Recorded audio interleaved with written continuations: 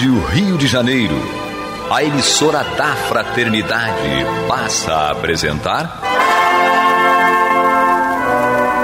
Luz na Penumbra, programa que leva ao seu coração a mensagem da doutrina espírita.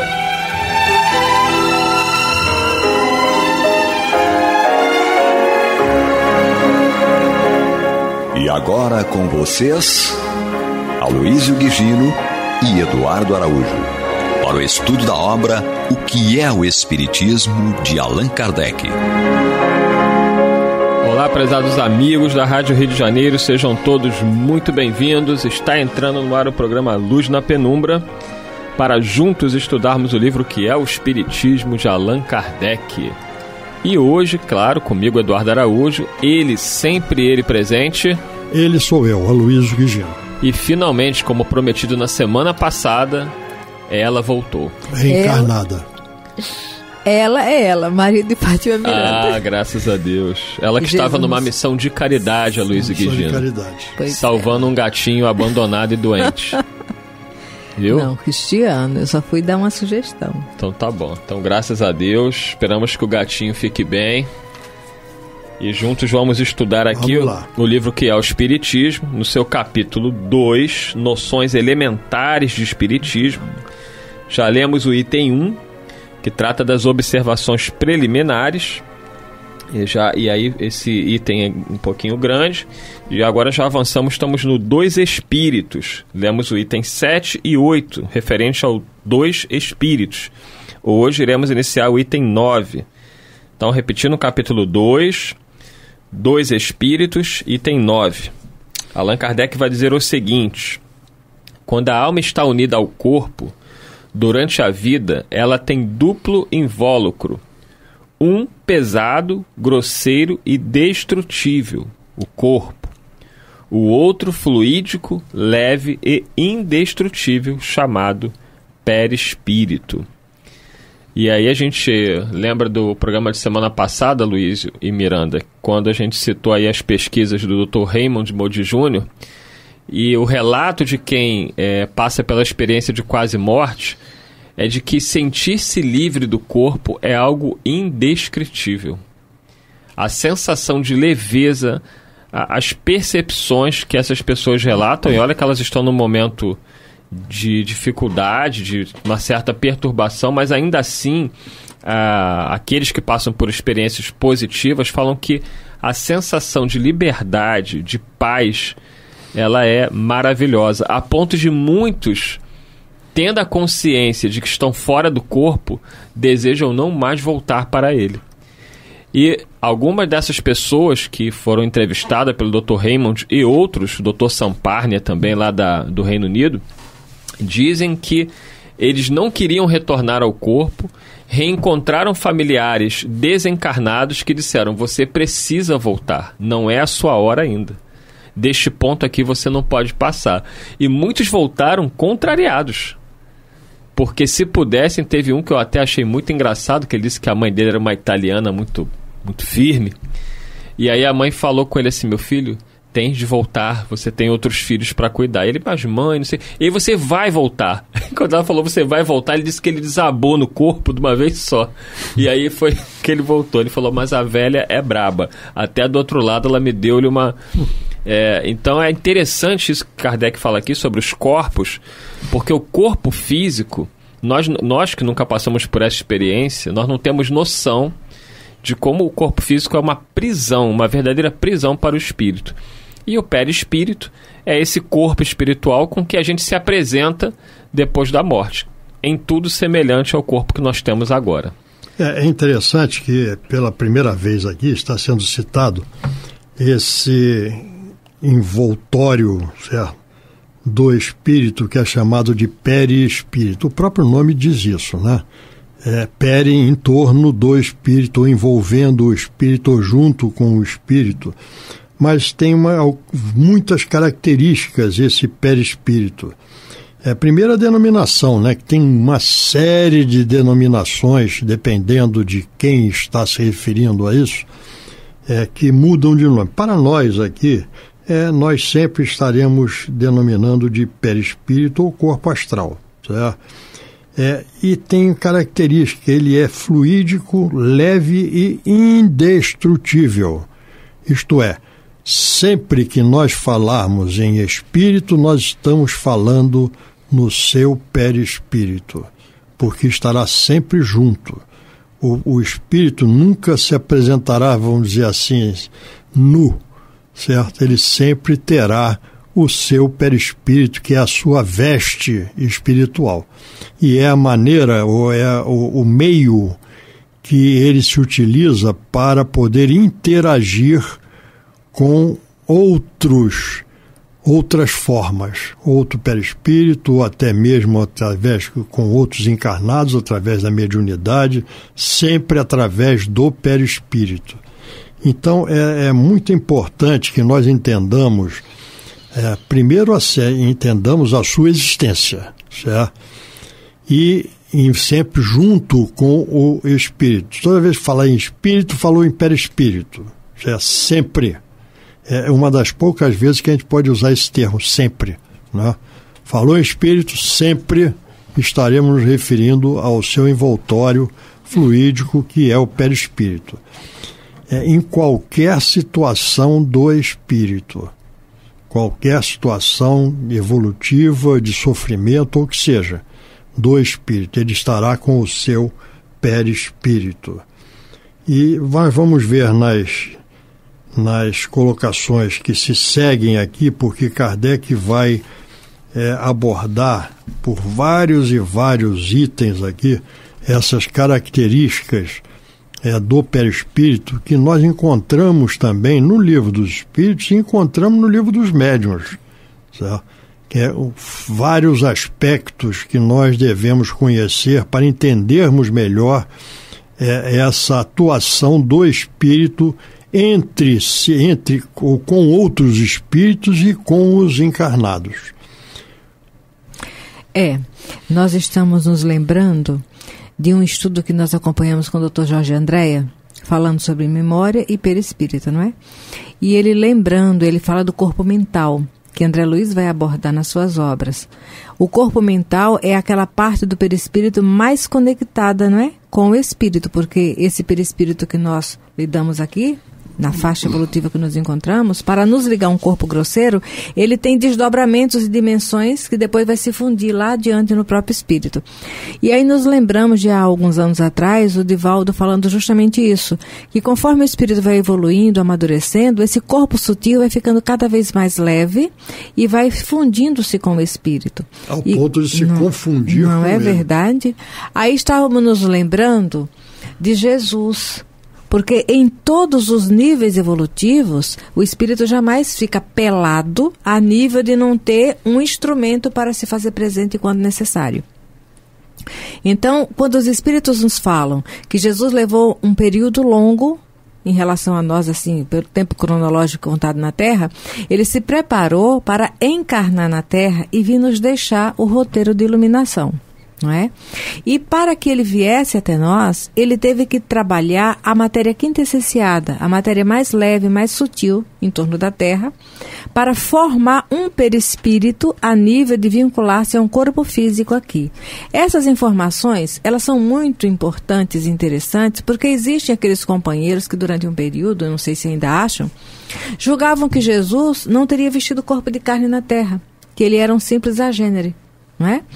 E quando nós vemos os espíritos falando que ele preparou-se para chegar até nós sem nos constranger com a sua resplandecência, porque é um espírito puro, ele levou um período atuando nessa matéria quintessenciada, organizou um perispírito que pudesse se conectar a um corpo físico na Terra. Mas para que ele tivesse essa situação, é porque o corpo mental dele, ele não perde. Não é? Que é justamente essa camada mais sutil do perispírito que naqueles mais iluminados se fundem. Acaba botando mais e mais camadas, certo? Adensando as mais externas, vamos chamar mesmo. Assim. A gente sempre faz uma comparação como se fosse uma cebola, certo?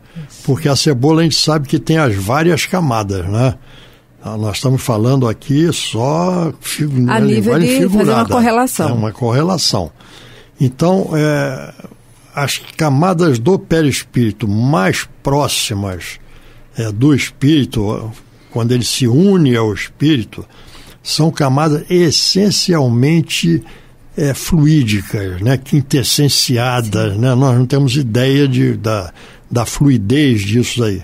E à medida que ele vai se afastando nessas camadas do espírito e em direção a um corpo físico, ele vai tendo camadas cada vez mais e mais densas. Foi o que você acabou de colocar aí.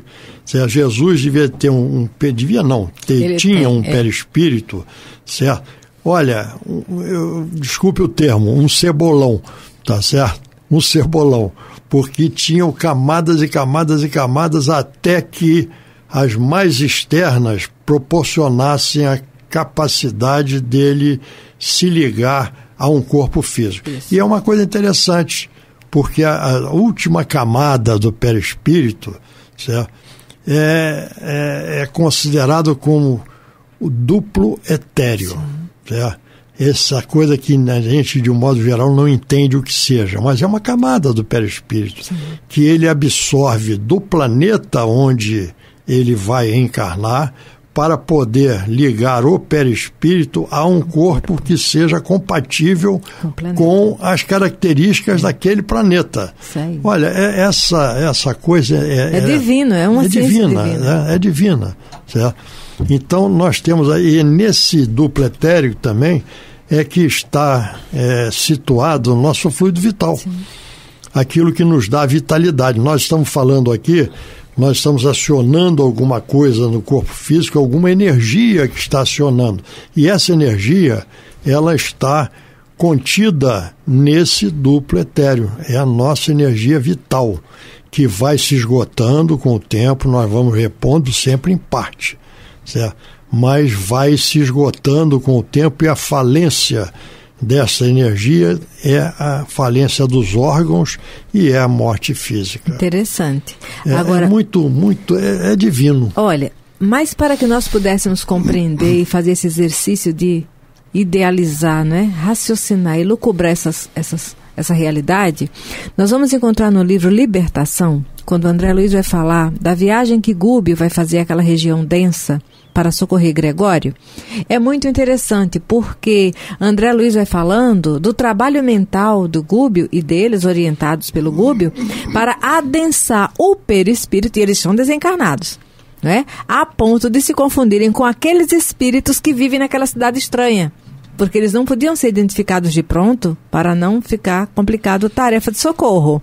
E é muito lindo. Existem outros exemplos também. O próprio André Luiz, sim, certo, que nós vemos em Nosso Lar, certo? Quando ele consegue obter a permissão para visitar a mãe dele, que se encontra em páramos muito mais elevados, né, de evolução, ele deixa para trás algumas camadas do seu perispírito para poder chegar até lá. Aonde ela se encontra. Então, veja bem, você falou em adensar o perispírito. Eu estou falando de quintessenciar o perispírito. E ele conseguiu isso por conta do trabalho executado nas câmaras de retificação. Agora, tem um detalhe que nós estamos lembrando. Quando o Dr. Bezerra desencarna, isso aí é parte de um estudo, o Eduardo conhece, o Marco Aurélio lá na Penha. Quando o Dr. Bezerra desencarna, 50 anos depois, vem aquele convite de Maria de Nazaré para que ele ascendesse a esfera mais alta. Quer dizer, na Terra já tinha feito tudo o que era necessário para a evolução dele. E aí Dr. Bezerra pede a Celina que interceda por ele a Maria, para que ele possa continuar ligado à Terra enquanto houver lágrimas e sofrimento. Aí, estudando mediunidade, com o Marco Aurélio, ele junto com outros livros, a gente estava refletindo. Naquele momento, se o Dr. Bezerra de Menezes aceita sem nenhuma proposta o convite de Maria de Nazaré, ele ia para uma esfera que transcende tudo que a Terra pode compreender, porque já é mais elevado do que a dimensão da Terra. Com isso, o perispírito dele também sofreria alterações. Então, neste momento, por exemplo, de tanta dor e de transição moral da Terra tão enfática, a manifestação do Dr. Bezerra Espírito não seria tão fácil para um número maior de médios, Por quê? Porque ia faltar essa acessibilidade para uma conexão com o espírito já tão mais elevado, com o perispírito também tão mais rarefeito a nível do que a Terra tem. E aí, observamos o seguinte: quando a Teresa d'Ávila, Antônio de Pádua vão se comunicar através de Divaldo, precisou que a Joana fosse médium. Divaldo tem momentos que ele fala que em Pádua, na própria Itália, ali com Francisco de Assis, a mesma coisa. A Joana falou assim: prepara-se. E Joana, ela fez uma ponte fluídica entre Teresa d'Ávila e Divaldo, por conta dessa diferença de perispírito muito, muito gritante, do Teresa e do Divaldo, do Antônio de Pádua e Divaldo, Francisco e Divaldo. Então, o perispírito da Joana fez essa conexão para que houvesse o intercâmbio. Gente, quando a gente entra nesse tema perispírito, a coisa se expande de uma forma, certo? Porque tem tanta coisa importante para nós entendermos que acontecem ao nosso redor e que, para que nós possamos compreender como isso se processa, nós temos que ter algum conhecimento mais profundo e mais detalhado a respeito do que seja o perispírito. Eu recomendo, para quem quiser se adentrar um pouco mais nisso, além, logicamente, das obras básicas que nós temos, existe um livro de um companheiro nosso, Zalmino Zimmermann, certo? Que fala de perispírito.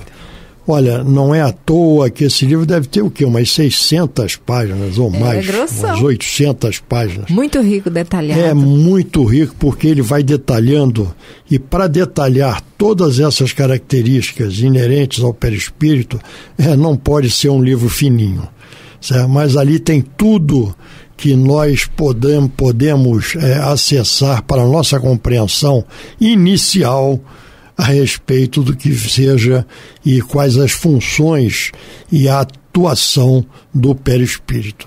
E é interessante também, como esse tema é muito complexo, eu acho que o espírito Lamennais, ou Lamennais, Lamennais, bom homem francês aqui, né, ajuda.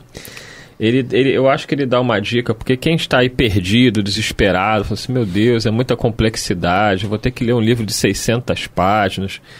E aí eu acho que o Lamennais, ele coloca pra gente, para resumir a questão, ele começa dizendo o seguinte: os que uns chamam de perispírito não é senão o que outros chamam de revoltório material fluídico.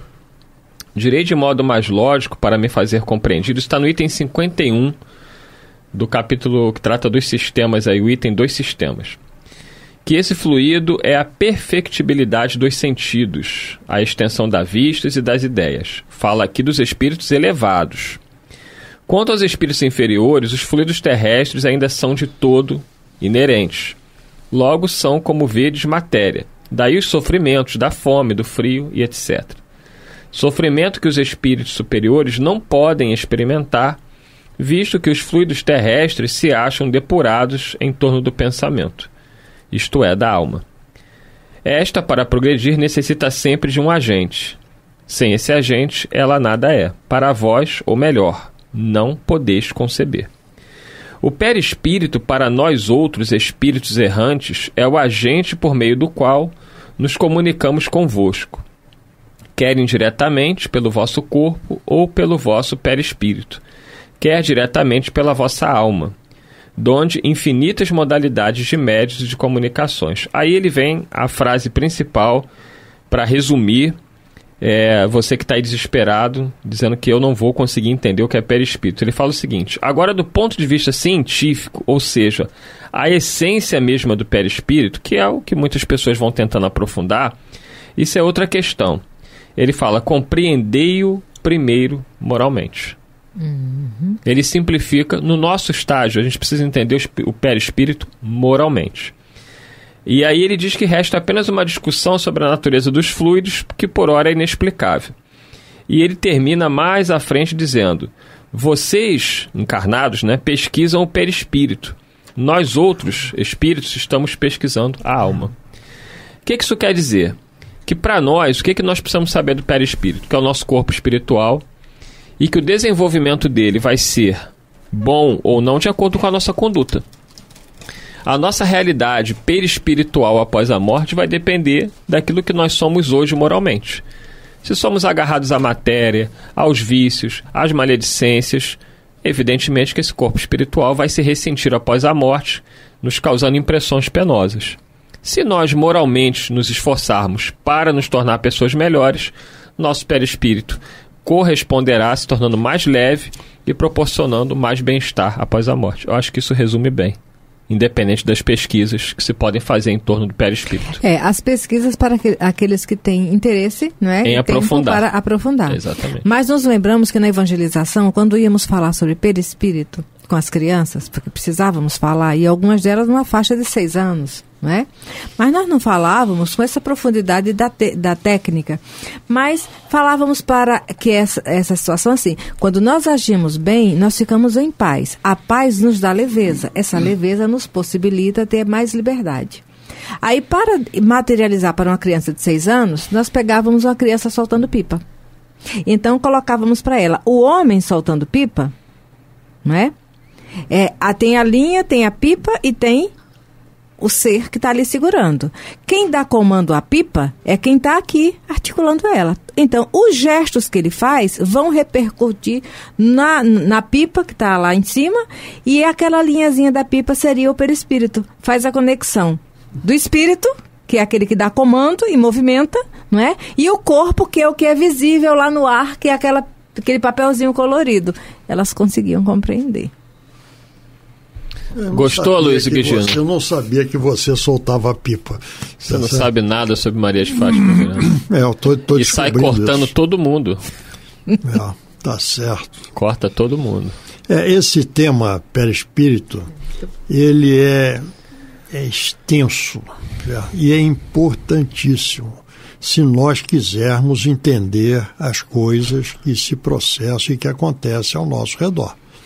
Quando nós entrarmos na mediunidade para entendermos seu funcionamento, tudo se faz através da interação de perispírito a perispírito.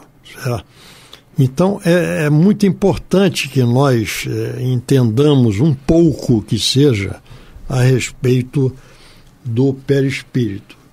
E com isso nós nos despedimos, desejando a todos um bom fim de semana e bom estudo a respeito do perispírito. Até lá, se Deus quiser e Ele há de querer.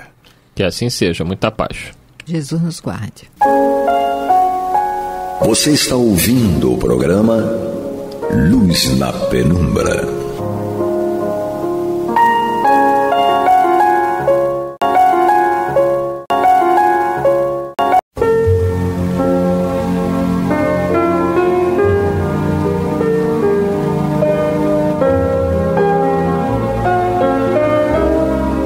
Rádio Rio de Janeiro está levando ao seu lar e ao seu coração a mensagem consoladora da doutrina espírita, através do programa Luz na Penumbra.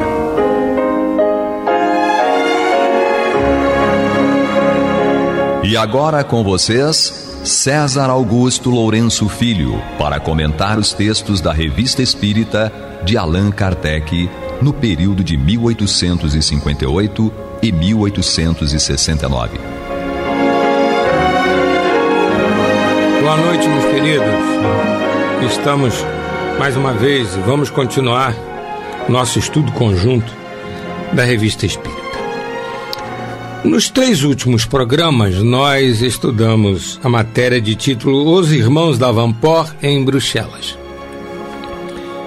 Como vimos, os irmãos Davenport, que de vez em quando são citados aqui no programa por causa da importância que eles tinham na sociedade da França naquela época, eles começaram apresentando fenômenos mediúnicos autênticos, fatos reais de atuação dos espíritos, mas depois, infelizmente, passaram a oferir benefícios pecuniários com as apresentações.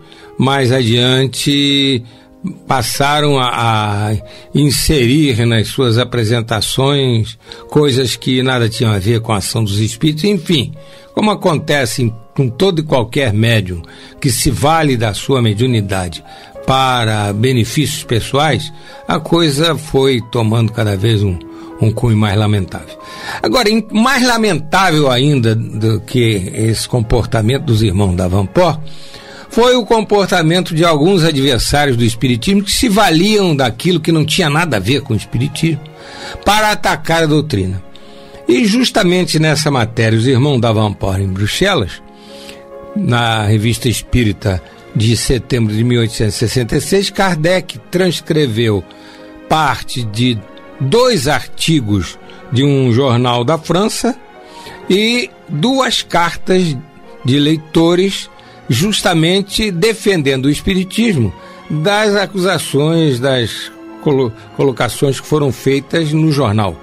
E depois que fez essas transcrições das 4 peças, Kardec então fez uma série de considerações justamente a respeito do que é a doutrina espírita, da importância que ela tem na vida da pessoa, que demonstra a imortalidade da alma, que dá à pessoa realmente um sentido mais vivo, mais seguro, mais consolador à sua própria existência, porque vislumbra um futuro, um progresso espiritual contínuo após a chamada morte. E no final do programa anterior, nós fizemos uma sugestão que vamos repetir agora, que cada vez que nós depararmos com pessoas que estiverem, porventura, atacando a doutrina espírita, o movimento espírita, nós não discutirmos, conversarmos com muita boa vontade, com muita educação, mas procurarmos sugerir à pessoa que ela, para entender um pouco do que seja a doutrina espírita, ela pelo menos leia a introdução ao Livro dos Espíritos, feita por Kardec. Introdução esta na qual justamente o codificador pede àquele que está lendo o livro, pede que tenha uma posição intelectual independente e ética, ou seja, não vá ler o livro nem com a preocupação de acreditar, nem com um sentido místico de docilmente assimilar aquilo que ali está, e nem ter uma atitude simplesmente negativa de não querer aceitar e não querer analisar. Então, justamente o que Kardec pede é que a pessoa analise com profundidade, raciocine, discuta, enfim. Lembrando, não falamos no programa anterior, vamos falar agora. Vamos nos lembrando agora da frase que Kardec colocou no frontispício do livro O Evangelho segundo o Espiritismo, que foi o 3º livro dele. Dos 5 foi o 3º. Assim está no frontispício do livro: fé inabalável só é aquela capaz de encarar a razão face a face em qualquer época da humanidade.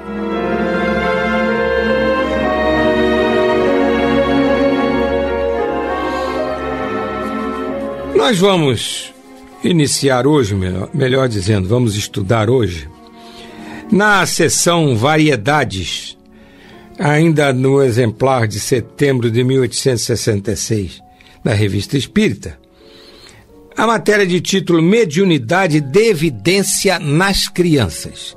Mediunidade da Evidência nas Crianças. É Kardec que fala. Um dos nossos correspondentes nos escreve de Caen. E aí aspeia porque vai transcrever a carta da pessoa. Recentemente eu estava no Hotel Saint-Pierre em Caen. Tomava um copo de cerveja enquanto lia um jornal. A filhinha da casa, creio com cerca de 4 anos, estava sentada na escada e comia cerejas.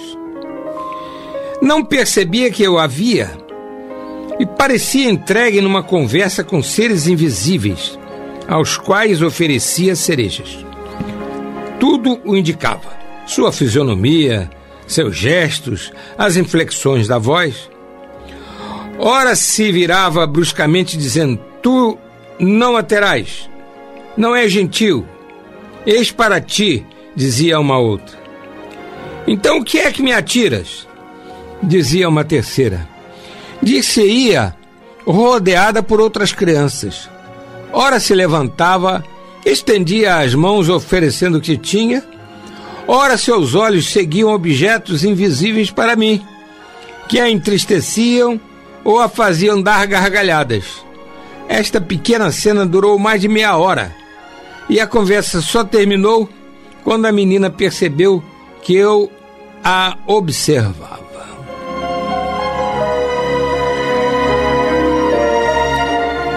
Esse é um assunto ainda atual, né, queridos irmãos, porque, como vamos ver na matéria, a criança ver espírito desencarnado não é tão difícil assim, não. Mas, atendo-nos à matéria da Revista Espírita, verifiquemos que se tratava, evidentemente, desses tipos de hotéis familiares da Europa. Então, estava ali um hóspede e, na realidade, a filha de 4 anos, deve ser filhinha, quando ele fala filhinha da casa, é a filha dos donos da casa, dos donos do hotel, né? Então ela estava ali prazerosamente e às vezes ficava irritada, dando a completa certeza a esse hóspede observador que ela estava falando com pessoas, estava se dirigindo a pessoas que ele, o hóspede, não enxergava, não via nada.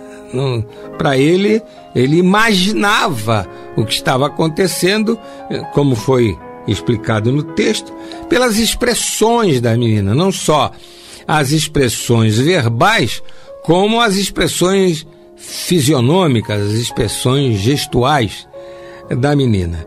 Então essa cena durou mais de meia hora. O hóspede ficou ali sem saber, afinal de contas, do que se tratava. Então vamos ver como é que a matéria continua.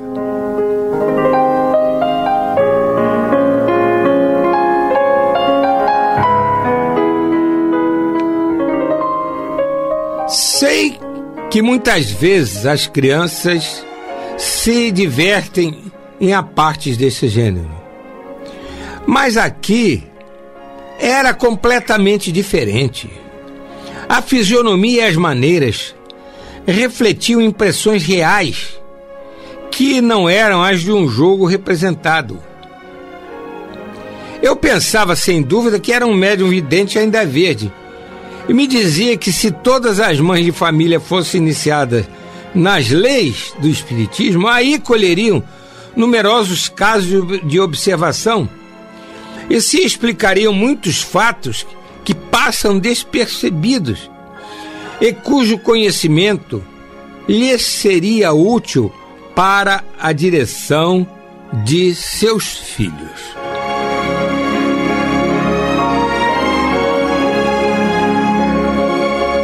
Este é o final da transcrição da carta do correspondente da Sociedade Parisiense de Estudos Espíritas, lá de Caen, e que escreveu a Kardec. Nós comentamos há pouco que ele não estava entendendo nada. Estava, porque, como nós vimos na leitura que acabamos de fazer, ele até demonstra uma certa familiaridade com a questão, porque ele pensava que era um médium vidente ainda verde. Ele achava, não, essa menina realmente está vendo espíritos. E faz uma observação muito interessante, que se as mães de família, elas conhecessem, aqui ele falou leis do espiritismo não tem leis, o espiritismo tem ensinamentos, ele não estabeleceu nenhuma lei natural diferente daquela que já existia. Ele revelou leis naturais que eram até então não explicadas, em especial as leis relativas aos fenômenos praticados pelos espíritos desencarnados. Mas então ele diz que se as mães conhecessem, em outras palavras, doutrina espírita, elas entenderiam muitos fatos que acontecem com as crianças desse tipo, né, fatos de manifestação de espíritos, coisas semelhantes, e que então iria muito ajudá-las, segundo o missivista, na direção de seus filhos. E, evidentemente, é uma coisa interessante, porque se uma mãe sabe do que se trata, sabe o que é a interação de uma criança com um espírito desencarnado, sabe que isso é uma coisa natural, é uma coisa que precisa apenas ser tratada de uma maneira adequada por quem entende do assunto. Essa mãe vai ficar muito mais segura na condução dos seus filhos do que uma mãe que acha que aquilo pode ser loucura, a criança pode estar perturbada, enfim. Nada como conhecimento. Determinado assunto, seja ela qual for, quando a pessoa conhece o assunto, quando a pessoa sabe do que se trata, tem uma segurança muito grande em realizar qualquer coisa relativa àquele assunto. Você está ouvindo pela Rádio Rio de Janeiro o programa Luz na Penumbra, com estudo da Revista Espírita, na apresentação de César Augusto Lourenço Filho.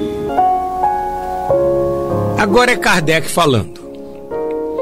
É lamentável que o nosso correspondente não tenha tido a ideia de interrogar essa menina sobre as pessoas com as quais ela conversava.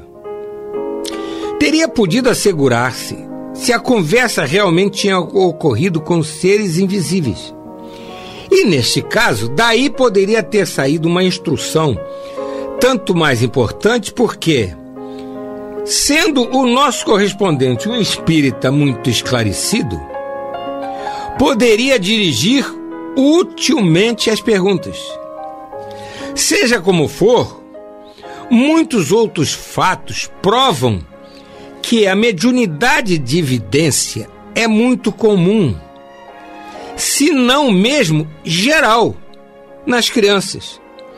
E isso é providencial.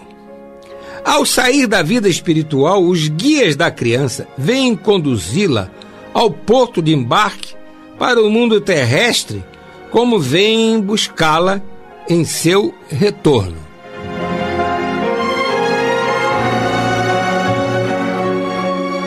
Trecho curto, mas cheio de informações, né, queridos irmãos?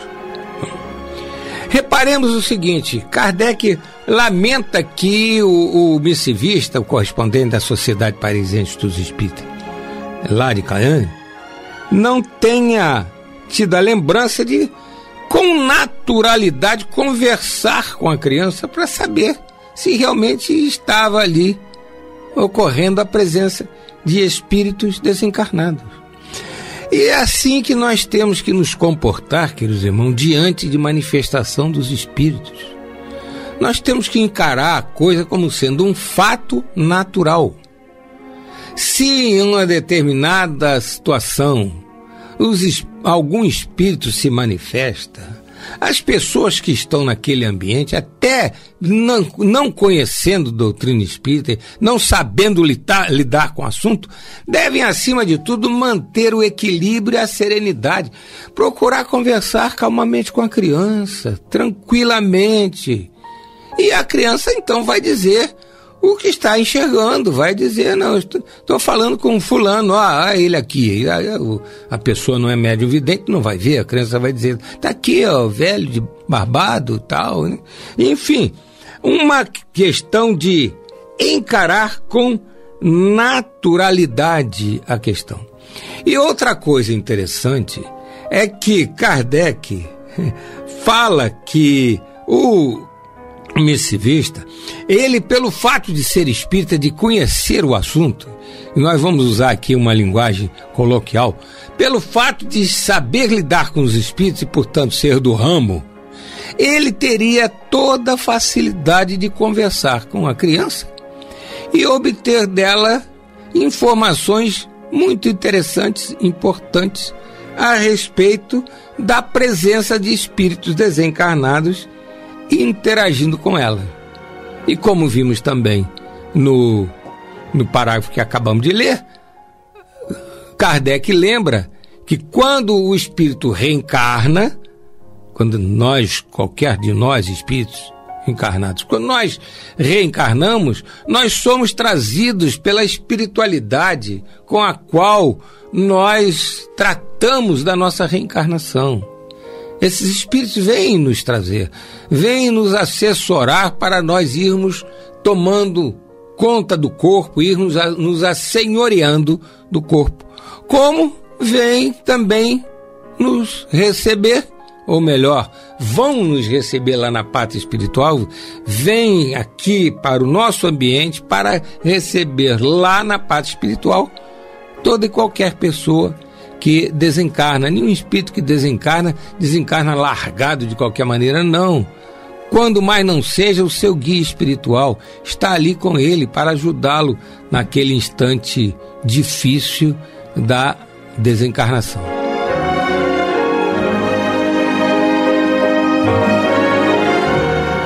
Nós estamos nos lembrando do caso da médium Ivone Pereira, que o espírito guia dela, o espírito que supervisionava, acompanhava em toda a obra mediúnica belíssima que ela desenvolveu, ele aparecia para ela quando ela era criança. E o interessante é que ela se recusava a chamar o pai biológico de pai, porque o Charles havia sido pai dela na encarnação anterior. E a lembrança dele como pai da encarnação anterior era muito forte. E então, quando às vezes o pai se dirigia a ela, o pai biológico se dirigia a ela, ela retrucava: não, mas o senhor não é meu pai. O meu pai, ele tem barba branca, o nome dele é Charles. Então, queridos irmãos, o pai, que era espírita, encarava aquilo com naturalidade, não houve nenhum problema com a criança Ivone do Amaral Pereira. Ela se desenvolveu tranquilamente, serenamente, num ambiente espírita, que os pais eram espíritas, com a presença ali do espírito Charles, preparando-a para a grande missão mediúnica que ela teria posteriormente, como atestam não só os seus livros, como o grande trabalho de orientação a inúmeras pessoas que a procuravam, e ela sempre dizia: o que eu estou lhe dizendo não é opinião pessoal minha, eu estou lhe transmitindo os ensinamentos da doutrina espírita aplicáveis ao caso.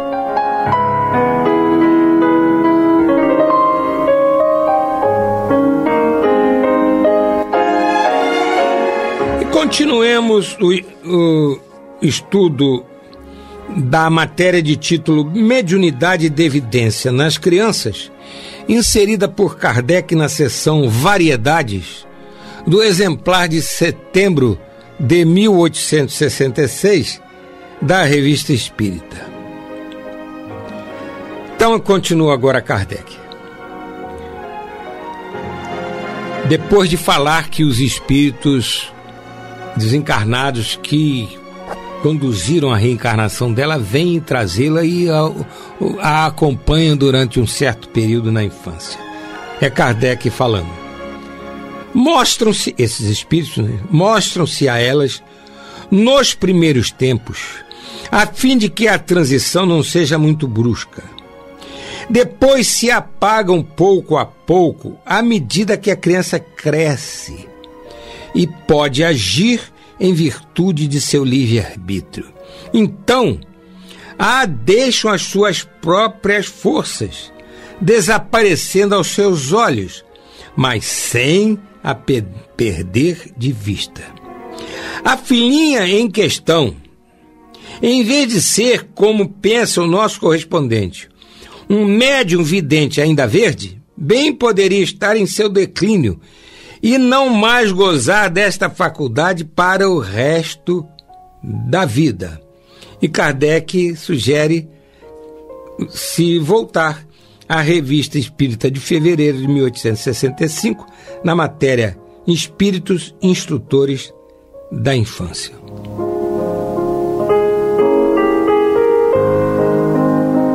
Vamos comentar um pouco esse trecho, queridos irmãos.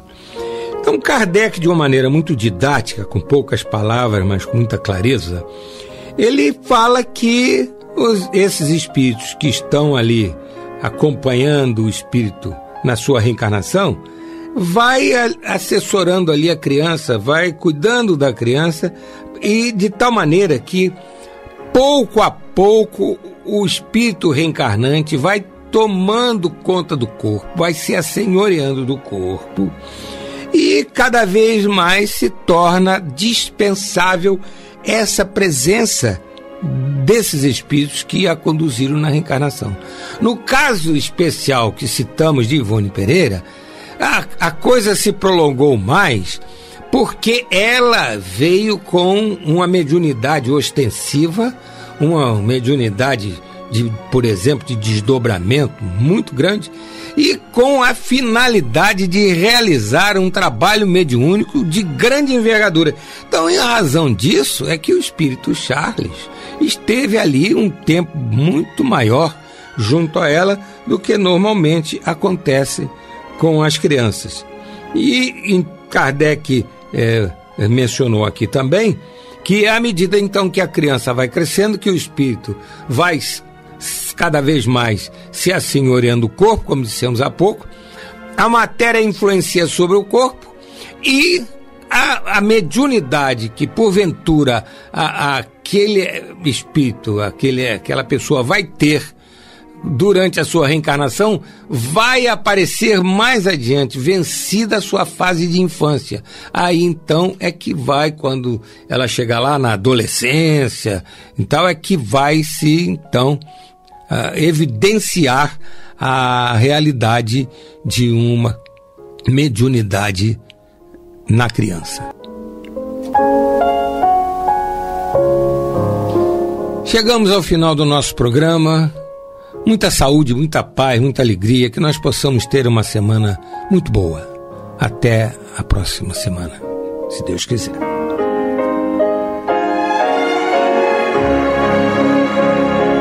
E vamos ouvir agora a prece de encerramento de nosso programa, na voz de Geraldo de Aquino. Jesus, dá-nos coragem para a luta, piedade para os insultos e misericórdia para as injustiças e ingratidões. Limpa nossa alma de inveja e ambições mesquinhas, de ódio e de vingança o nosso caminho. E que dentro em pouco, ao recolher-nos de novo ao calor do nosso leito, para que o sono nos dê a paz e o esquecimento das tristezas humanas, possamos sentir, Senhor, no mais íntimo de nosso ser, a doçura indefinível do Teu amor e a grandeza incomparável da Tua divina presença. Que assim seja.